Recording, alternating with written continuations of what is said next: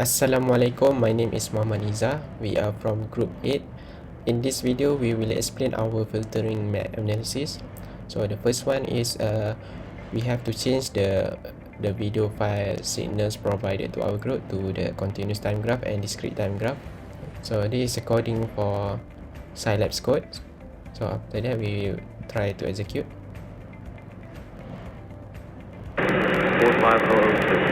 So this is the result.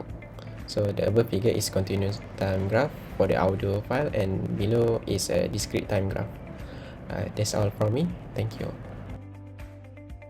Thank you, Muhammad. Now, after the sampling process, we need to find the discrete time Fourier transform of the time domain signal. So as you can see in the coding from Scilab, it's done using the FFT function. It converts the time domain signal from sampling into the frequency domain. Now, if we find the absolute value of that signal, we then can plot the frequency response. As you can see, the frequency response of our noisy audio signal allows us to choose the cutoff frequencies, both high and low, of our filter, which we are using bandpass filter.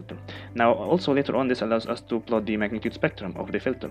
This allows us to check whether the filter is as required and expected, or we need to redesign it.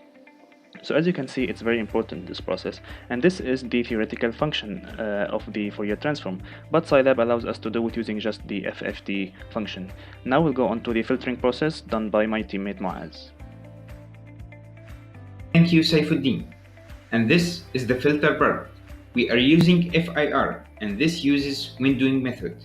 And if we use the IIR, we would use the bilinear transformation method. And this is the code. As we can see here, we have chosen 240 Hz and 2300 Hz as a top frequency. And then we divided on the sampling frequency Fs. And we did this to get the omega. And we used the WFIR function and bandpass, and we got the result. And when we apply the frequency magnitude to the filter, we will see this plot. Thank you. And now we move to Hassan.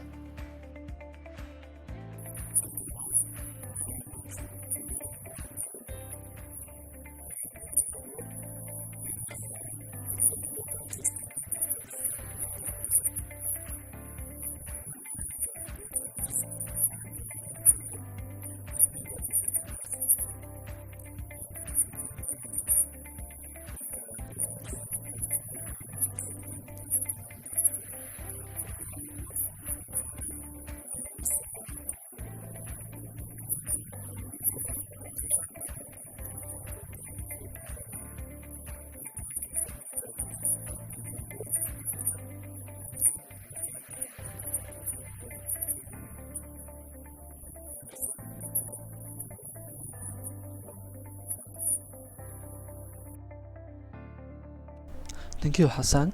Next, after we sampling the audio file and set up the FIR filter, we will convolve the audio signal with the impulse response of the FIR filter by using the convolve function in Scilab, where Y is the magnitude of the original sound and FWFT is the impulse response of the filter. So the diagram there is showing the impulse response of the filter.